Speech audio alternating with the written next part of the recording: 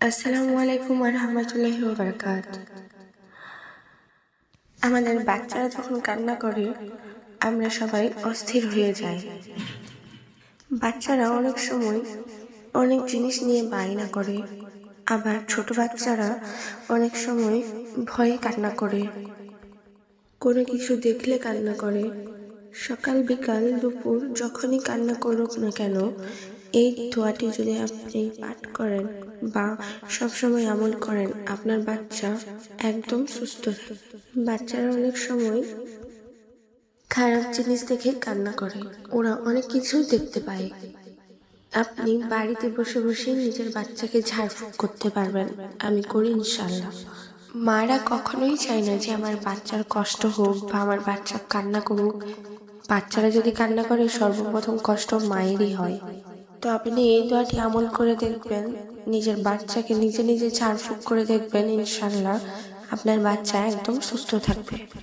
তার আগে যদি আমার ভিডিওটি ভালো লাগে তো অবশ্যই আমাকে সাবস্ক্রাইব করে আমার পাশে থাকবেন। আমলটি হলো সূরা ইখলাস একবার পাঠ করবেন, তারপর সূরা ফালাক একবার, সূরা নাস একবার। আপনারা এইগুলো হয়তো সবাই জানেন। তারপর আবারও সূরা ফালাক একবার, সূরা নাস একবার, তারপর আর একবার পড়বেন সূরা ফালাক সূরা নাস। 3 বার হয়ে গেল। 3 বার পড়ার পর এই দোয়াটি পাঠ করবেন। দোয়াটি হলো বিসমিল্লাহিল্লাযী লা ইয়াদুরুক মা ইসমিহি শাইউন ফিল আরদি ওয়ালা ফিস সামাই ওয়া হুয়াস সামিউল আলিম।